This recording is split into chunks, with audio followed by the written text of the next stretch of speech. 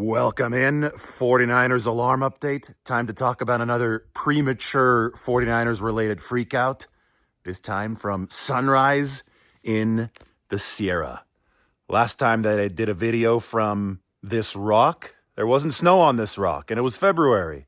And now it's March, and a lot of snow has fallen. That's what we call a March miracle. Maybe we can talk about this reversal on Luke Farrell's contract, a March miracle. Just over a week ago, 49ers fans were freaking out about Luke Farrell's contract. This is the new tight end the 49ers signed previously with the Jacksonville Jaguars. He's going to be a blocking specialist for San Francisco. He is going to reprise the role that Charlie Werner played for the 49ers. And at the time of signing, it seemed that Luke Farrell might also reprise some of Kyle Juszczyk's role. But he's 6'5", he's a higher center of gravity. It's a blocking tight end, not a fullback. And fans thought, oh boy, this guy's signing for $21 million over 3 years. That's way too expensive. And this always happens. People look at the initial numbers. They're put out there by the agent. The agent wants to look like he negotiated a more lucrative deal for his client. Everybody will scream overpay. But as I always say, it's about the structure of the contract. And the structure of this contract is now out. First off, it's not even worth 20 plus million total. There are incentives in this deal that are not likely to be earned, so they don't count toward the base total of the salary. It's only about $16 million. Just a little bit over $16 million. Ends up coming out to about $5.4 million per year over the 3 years for Luke Farrell. The signing bonus is about $4.2 million. And what the 49ers have done is they've run a triple bonus structure again, where there's a signing bonus. The $4.2 million comes in this year. And then if Luke Farrell is still on the team in 2026, another bonus kicks in, an option bonus kicks in, and then they can have another one kick in 2027. And those all prorate against the salary cap. And the reason I say this and want to bring this up, I'm going to have an article up in the San Francisco Standard about this coming out today, is that the 49ers are using the same cap strategy as they have in years prior with some of these bigger deals. Now, they didn't give out a huge deal during this free agency, right? The 49ers gave out one to Demarcus Robinson, which is worth $4 million per year, and this one to Luke Farrell, which is worth about $5.4 million per year. Everything else for the 49ers has been limited to about $2 million per year. We're still waiting on the Luke Gifford numbers, but I'm assuming they're not going to be much bigger because that's been the strategy of the 49ers during this free agency. They've given out deals that are worth an average of $2.3 million per year, which is the lowest total in the league, although they have signed 12 free agents, which is the fourth highest total in the league. So they're trying to create an extension of the NFL draft by focusing on acquiring cost-controlled veteran talent. They want to, and cost-controlled veteran talent is likely going to be young talent, and you would hope with some upside if you're the 49ers. So they're trying to create that dynamic on their team of youth, of hunger, maybe get some extra speed. And in the case of Luke Farrell, you're trying to add that blocking that you were missing over the 2024 season at tight end 2 opposite George Kittle. But the structure of this deal and of Demarcus Robinson's deal is done in the same way as contracts that the 49ers were executing over the cap crowded years, 2021, 2022, 23. I mean, you could even go back to George Kittle's contract in 2020, and that it's this staggered bonus structure that stretches the salary cap hits out into the future. So, for example, the cap hit on this deal for Luke Farrell for 2025 is only $2.5 million. The 49ers right now have nearly $50 million in 2025 cap space. They're obviously preserving as much of it as they can through these new contracts. Why is that? Because unused cap space carries over from season to season. So they've actually led the NFL over the course of the past couple seasons in carryover space, including this past year where they carried over about $50 million. This is part of the plan to pay Brock Purdy's contract, to pay George Kittle's new deal, to pay Fred Warner's new contract.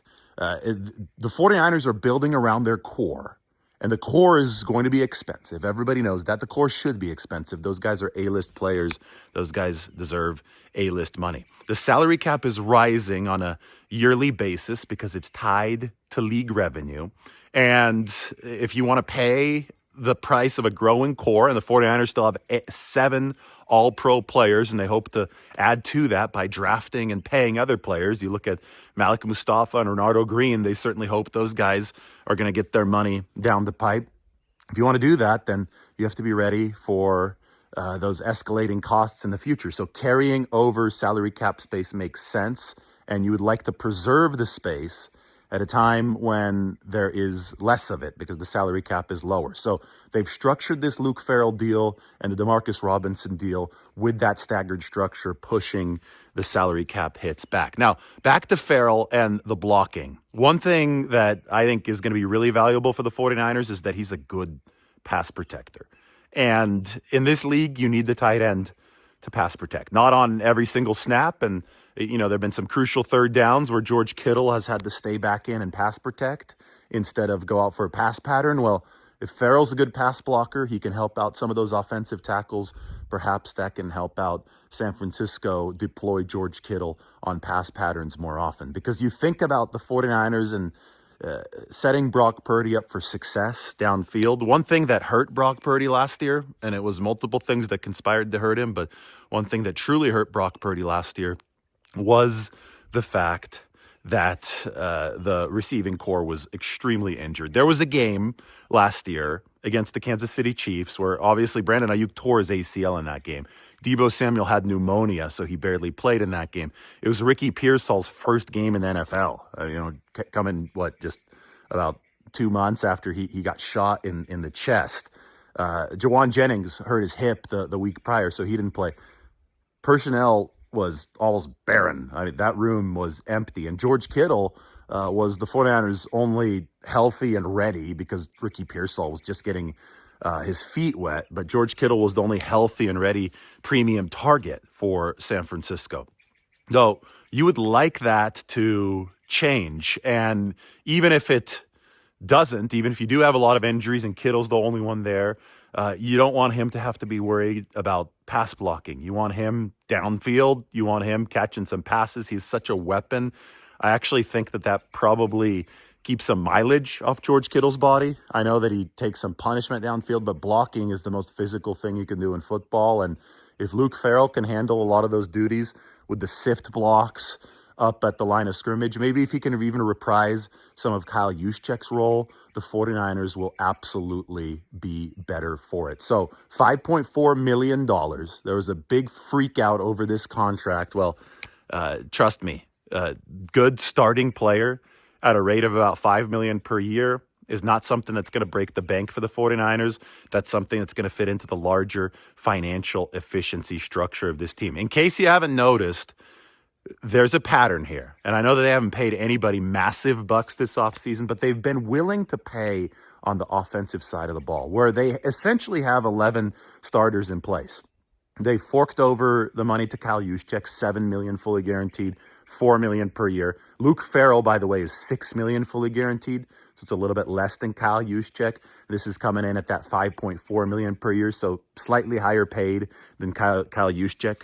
That's the contract for Luke Farrell. They've paid Demarcus Robinson $4 million per year. I think that's a nice deal for the 49ers. Now, my only question is, is he not going to be available? Is there going to be a suspension from the league because of the November DUI arrest? Because that goes hand in hand with Brandon Ayuk's availability, who might not be ready for the start of the season. And Ayuk is obviously somebody who makes the 49ers offense a whole lot better when he is healthy. Even last year when he wasn't playing up to his standard, he helped this 49ers offense when he was in there over the first 7 weeks, and then he tore his ACL, and the separation numbers went down the toilet. But the 49ers offense, there has been investment there this offseason. They have the starting lineup in place. Brandon Ayuk's future, obviously, TBD until he proves that he can come back from this knee injury. We're going to watch that April 1st date really closely when the option bonus pays out to Brandon Ayuk. It's a guaranteed option bonus, by the way. So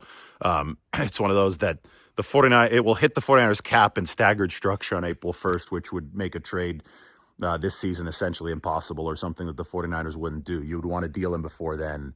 I don't know if it is even possible, given the fact that his knee is in the condition that it is right now, coming off of the ACL tear last October. But you've got these weapons in place. It's the defense that is being rebuilt primarily through the draft, around the pillars, right? So we call it a renovation. Nick Bosa, Fred Warner, Diamond Lenore, maybe Malik Mustafa, you consider the pillars. The draft is where you get the defensive tackles, and you go young, you go cost-controlled, and there may be growing pains on that side of the ball. It's the offense where the 49ers are doubling down their resources, and I think looking for that offense to be the locomotive that pulls the train. Huge part of that equation is the second tight end. They missed Charlie Werner, who went to the Falcons after 2023.